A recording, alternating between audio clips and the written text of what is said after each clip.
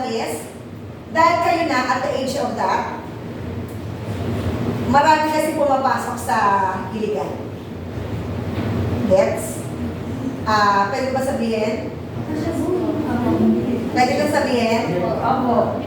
Kasi yung parental guidance. So, yun. Yung mga ginagawa ng mag-asawa, hindi pwede. Remember, we have to make sure that we are pure. Okay. Yes, Adi.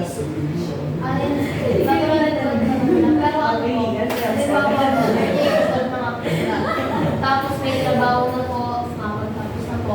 Pero Teka lang. Tutugtog tayo dyan. Pero kung ano po, kung wala po akong gabay po ni Pastor, kasi ano Meron nila yun eh. Pero kasi nga, iba nga tayo mag-isip. Hanggat maaari, meron tayong gabay ni Pastor. Na, Pastor, kami na po. Sabi ng Pastor, edi mag-ipo ka, magkasal kayo. Ganun yan. Pero make sure kasi nasa righteous ba? Okay, kaya nga lagi namin kayong pinupush na manalangin kayo na ang partner niyo ay maging katuwang niyo sa ministry. Kasi ang mangyayari, maghihilaan kayo. Magbibigyan mo siya doon sa pupuntahan niyang party. Pagbibigyan ka niya, pero wala naman yung puso nila. Kaya ipanalangin niyo yung tao makakasama niyo habang buhay ay committed sa Panginoon, malalim sa pagkakilala sa Panginoon para alam niya kung mas maganda isama rin sa panalangin yung churchmate mo lang. Kasi nangyari. huwag mong sabihin yung pangalan. Hindi nga. Yung ibig sabihin, Sa ngayon, nasa edad niyo. yung churchmate lang. Kasi ang nangyayari kung minsan, Christian nga kayo parehas. Pero, halimbawa, example ko na lang si Novi. Gaya nun, ang napangasawa niya is Christian din naman. Pero nawala siya dito. Pero dito siya nakakilala na mas dapat yung lalaki yung Ngayon, yung papalaysang senaryo. hinahaka. Hindi tayo mababawasan. Ang dapat is madagdagan. Paano? Hindi ko po yung may example po. Example po yun yung may paano po yun? Ay anak po siya ng pastor, tapos namatay po yung ano niya. Papay. May siya rin yung pastor. Paano po yung Yung sitwasyon mo. Hindi, kaya nga, ibig sabihin kanina, kung ipinag-pray niya na Novi na yung mapapangasawa niya is dito sa simbahan, hindi siya maharap. Yun yung pinupoint ko lang. Pero dun sa, dahil nga pastor, syempre, mas matimbang pa rin yun kasi pastor yun dun. Ang point ko lang is, kung magkakaroon tayo ng magiging boyfriend, girlfriend, mas maganda yung kasama mo sa simbahan. Para maging pastor man siya, maging pastor man siya, hindi kayo alis parehas. Kasi unang-una, hindi naman siya magiging pastor o magiging pastora kung hindi siya doon nag-isa. Like yung logic kahapon, nasabi ko, yung pinanganak, diba? Hindi mo pwedeng mamimili ka na sabi niya, lumipat ka ng church. Sabi niya, nang walang lumipat. Hindi mo pwedeng walang lumipat. Ganon din mo sa nanay. Dahil ayaw mo sa nanay mo sa ibang tiyangkanan. Hindi mo pwedeng.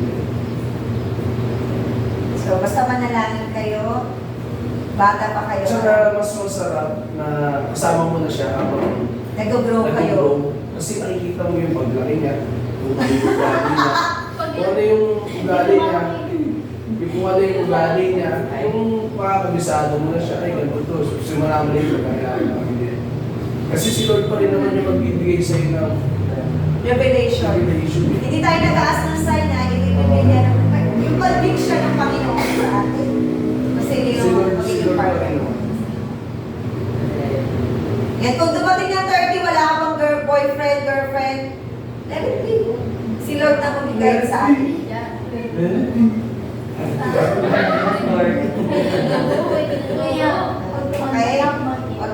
Huwag natin maging asawa ko, makapag-asawa ako. Ang target ninyo, makapaglingkod kayo sa mga. Yes. And everything will follow. Honestly. Lahat yan, ibibigay ni Lord ng isang Lord na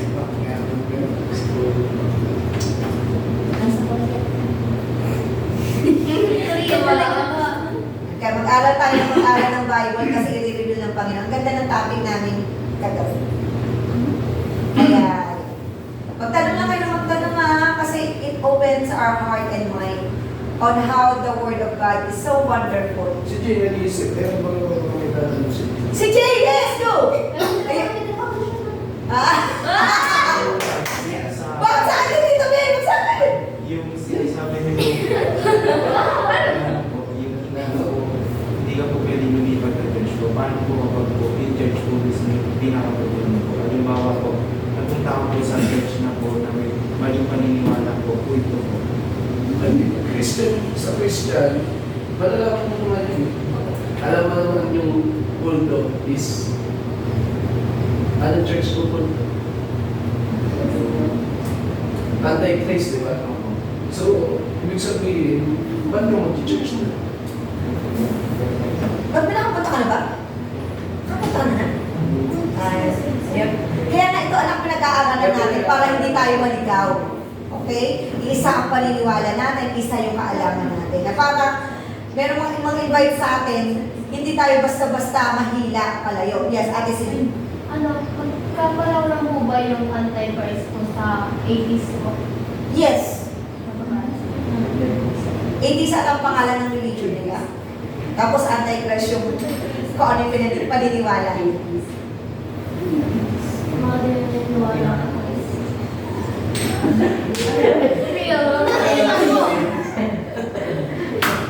Kasi paano, 70s paano, 80s ako.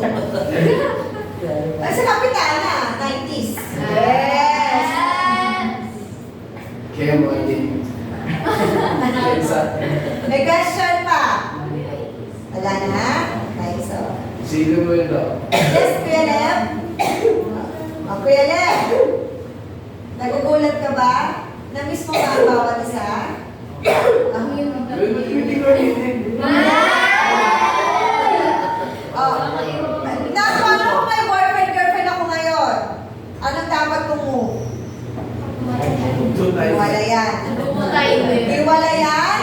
At ano, yayain sa? Yayain mo. Ngayon kung nag-explain, baka mo kasi bigla sabihin niya, hiwalay na tayo, hindi ganon. Explain your reason niyo. Okay? Kailangan maliwanagan siya. Na? Eh, basta sa inyo, separate na kayo. Ngayon, kung talagang kailangan maintindihan. Kung hindi niya maintindihan, it only means sarado siya. Huwag ka na mataksayan ng panahon na ano eh. Pero mas mabuti na rin na sabihin mo, ito ang purpose natin is pa sa edad natin ganito, hindi pa tayo nararapat ang na ayaw maging boyfriend or girlfriend. Ang priority natin muna ngayon is to focus sa Panginoon, pamilya natin, status natin. Ayan. Kaya alam na rin mo ha, masing naman yan. Sa mga tingin din lang. Masama! Sabi mo, Di ba? Ganun lang po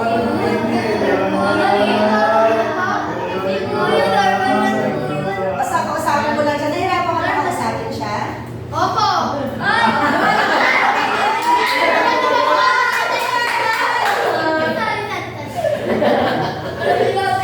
O walang pikon ha, kung nangungulitan lang tayo, it's kulitan ng family kulitan. Pero, kung tayo, huwag tayo kanyari kinulit tayo, kanyari kinulit natin si Kuya Len kay Ate Ibon. Tapos nainis si Ate Ibon, hindi gano'n na lang. Ha? Game lang tayo. Friendly, friendly. Kaya Ano?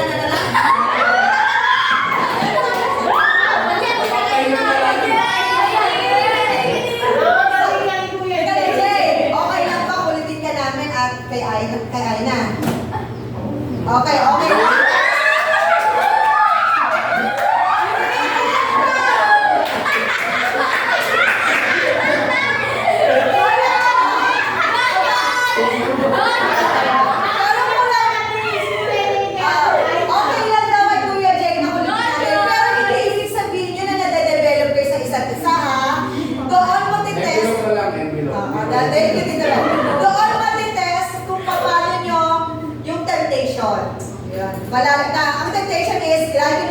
namin kayo, sisimangot ba ako? Maiinis ba ako?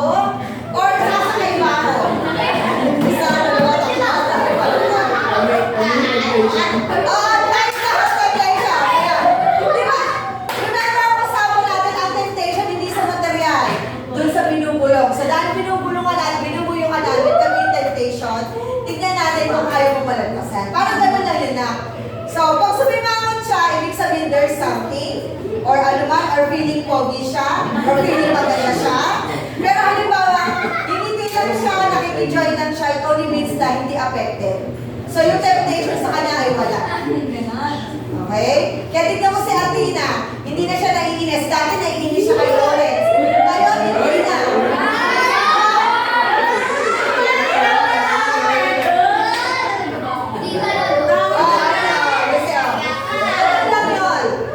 Okay? So, kulitan niyo ng pamilya ko. Kasi naman ibang tao ay mamulit sa inyo.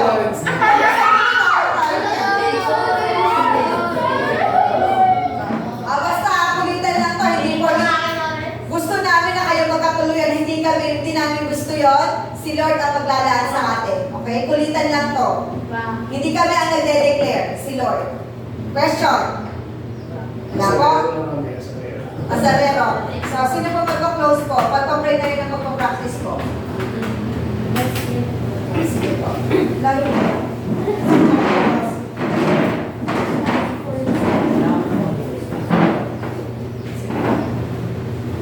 Sino? Let's pray po. Let's go for the salamat sa devotion po namin. Nawa po yun ang mga sa pagkakas ay isa-isip po ito Lord God, at isa po ito Lord God, at pinipagay din po namin Lord God, pagkakapisan Lord God, nawa po, and nawa po ang lahat po ng tutulog Lord God ay ituin po ang kanilang mga puso Lord God, na sa pagtutulog po nila Lord God ay kayo lang po kanilang tanging sinasabay na lang po ang aming sabi na lang. Amen. Tutugtuloy pa rin lang siya. Ay! Sorry po. Oh, basta guys, isa pa pala.